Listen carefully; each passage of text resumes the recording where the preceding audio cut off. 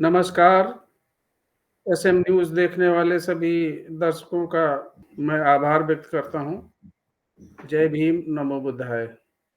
साथियों, धार्मिक ग्रंथों में जो बातें इस समय उठ रही हैं, वो बहुजन समाज या पीड़ित समाज जिसके विषय में ये सब बातें लिखी गई हैं, तो उनके द्वारा इस तरह के प्रश्न उठना स्वाभाविक सा लग रहा है।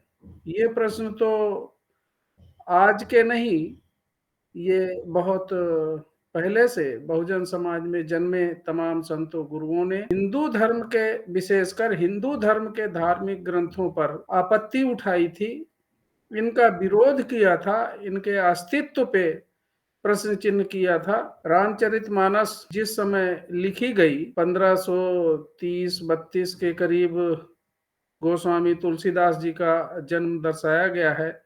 1623 में उनकी मृत्यु हुई। तो उस समय भारत की जो सामाजिक व्यवस्था है, उसमें ऊंच नीच, छुआछूत, जातिवाद बड़े चरम सीमा पर था। शूद्रों, इस देश में रहने वाले शूद्रों को, स्त्रियों को, वो चाहे जिस वर्ग की स्त्री रही हो, उसको शिक्षा, संपत्ति और मूलभूत उनके मानवीय अधिकारों से वंचित रखा गया। तो साहित्य समाज का दर्पण होता है। साहित्य में वही बातें लगभग आती हैं जो तत्कालीन समाज में जो व्यवस्थाएं चल रही होती हैं। गोस्वामी तुलसीदास जी ने कोई नया नहीं लिखा है। उस समय समाज की व्यवस्था शूद्रों को बड़े घृणित दशा में, पशु की स्थिति में, पशुवत उनके साथ व्यवहार होता था। स्त्रियों के साथ भी वही स्थिति थी। यहाँ तक कि उनका जन्म बुंदेलखंड बांदा में हुआ था। तो आज भी वहां पे शूद्रों की स्थिति इससे कमोबेश बराबर ही है। स्त्रियों के जो स्थिति है कमोबेश बराबर ही है, उसी तरह की है, कोई नई बात नहीं है। तो लोगों को इन धार्मिक ग्रंथों में लिखी बातों से, अगर कोई कवि की आलोचना कर रहा है, कवि कोई, वो जिसके विषय में वो ग्रंथ लिखा गया, राम के विषय में या पुरुषोत्तम के विषय में, भगवान के विषय में, तो कवि तो कोई भगवान नहीं है। ये आलोचना भगवान की, अगर कवि की आलोचना हो रही है तो भगवान की आलोचना क्यों मान रहे हैं लोग, जो है मेरी बात यही नहीं समझ में आ रही। तो साथियों, ये जो इस तरह की, चाहे वो रामचरितमानस में हो, गीता में हो, महाभारत में हो, वेदों में हो, उपनिषदों में हो, तमाम इन ग्रंथों में इस तरह की व्यवस्था दी गई है जिसमें वर्ण व्यवस्था, जाति व्यवस्था, और उसमें शूद्र को निम्नतम स्तर पर, पशुवत स्तर पर उसको सारे अधिकारों से वंचित रखते हुए ऐसा ऐसा लिखा गया है। और ऐसा समाज में था, आज भी समाज में है। भारत में जो सामाजिक विषमता है उसका आधार धर्म है। ये धर्म ग्रंथ हैं। तो ये जो ऊंच नीच या जातिवाद, ये धर्म से प्रेरित है, पोषित है। यहाँ तक कि जो सभी संसाधन हैं उनका बंटवारा भी इसी आधार पर, सामाजिक गैर बराबरी के आधार पर किया गया है। महान तमाम दार्शनिकों, महान संतों, गुरुओं के द्वारा इस गैर बराबरी की, विषमता की व्यवस्था का विरोध तो किया ही गया, आंदोलन भी किए गए, चाहे वो बुद्ध का हो। बुद्ध ने इस सामाजिक व्यवस्था के, वर्ण व्यवस्था या ऊंच नीच की व्यवस्था के खिलाफ ही उनका दर्शन है।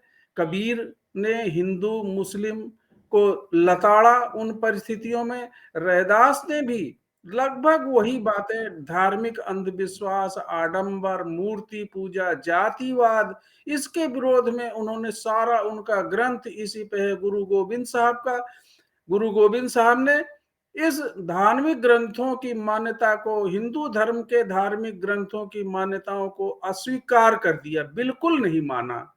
और बाबा साहब अछूतों के लिए हिंदू धर्म इसलिए अमानवीय मानते हैं क्योंकि अछूत हिंदू समाज के अंग हैं ही नहीं। दूसरे शब्दों में हिंदू धर्म के ये जो शूद्र है ये बाड़े के बाहर के हैं, अछूत वर्ण व्यवस्था के अंग नहीं हैं, वे अवर्ण हैं।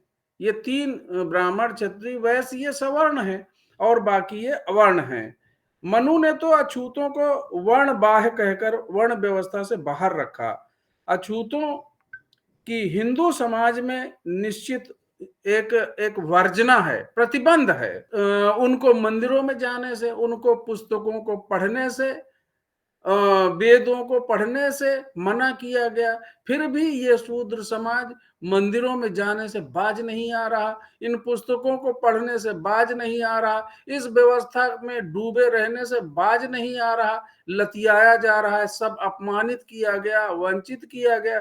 फिर भी बाबा साहब ने जब संविधान लागू हुआ उसके बाद इन सभी मान्यताओं को, इन सभी धार्मिक ग्रंथों को जो मानवीय अधिकारों का उल्लंघन करते हैं, जो शोषण का पोषक हैं, ऐसे सभी धार्मिक व्यवस्थाओं को, मान्यताओं को, धर्म ग्रंथों को नल एंड वाइड कर दिया और इस विशेषकर शूद्र समाज को आगाह किया कि आप इन चक्करों में नहीं पड़ेंगे, इनसे दूर रहकर उन्होंने एक नए मानवीय धर्म का उन्होंने विकल्प दिया। वो बुद्ध धर्म है, वहां पर जाति व्यवस्था नहीं है, वहां वर्ण व्यवस्था नहीं, वहां भेदभाव नहीं है। फिर भी शूद्र समाज के लोग खाली जब उन पे जूते पड़ते हैं, जब उनका अपमान होता है तो वो चिल्लाते हैं मगर छोड़ने को राजी नहीं है। साथियों, इन धार्मिक ग्रंथों में शब्दों को परिवर्तन कर देने से शूद्र, गंवार, ढोर, पशु, नारी ये सब ताड़न के अधिकारी, ताड़न का मतलब होता है मारने, पीटने या जुल्म ज्यादती करने के, ये अधिकारी हैं। ये ऐसे नहीं मानते इनको जुल्म ज्यादती होती रहनी चाहिए। ताड़न का मतलब सिर्फ यही है और ये समाज में होता आया है, हो रहा है, आज भी हो रहा है। इस शब्द का कोई अर्थ और निकाला जाए, गीता प्रेस गोरखपुर ने इसमें संशोधन करते हुए ताड़न की जगह शिक्षा लिख दिया है। मेरे समझ में नहीं आता बुद्धिमान लोग क्या शूद्र, गंवार, ढोल, पशु को शिक्षित किया जा सकता है? उनको शिक्षा का के लिए ये प्रबंध करेंगे? मानव को तो शिक्षा या शूद्रों को तो शिक्षा दे नहीं पा रहे हैं, तमाम आज भी निरक्षर लोग हैं। फिर भी अब पशुओं की शिक्षा की बात कर रहे हैं। साथियों, बाबा साहब के दिए गए इन संविधान को ही धार्मिक ग्रंथ, बाबा साहब के ही लिखे गए पुस्तक बुद्ध और उनका धर्म को ही आधार मानकर अगर शूद्र समाज चलता है तो उसमें उसका हित है। जय भीम, नमो बुद्धाय, नमस्कार। अगर आपने अभी तक हमारा चैनल सब्सक्राइब नहीं किया है तो सब्सक्राइब करें और घंटी का बटन बिल्कुल भी दबाना ना भूलें ताकि सभी लेटेस्ट खबरें पहुंच सकें आप पे सबसे पहले।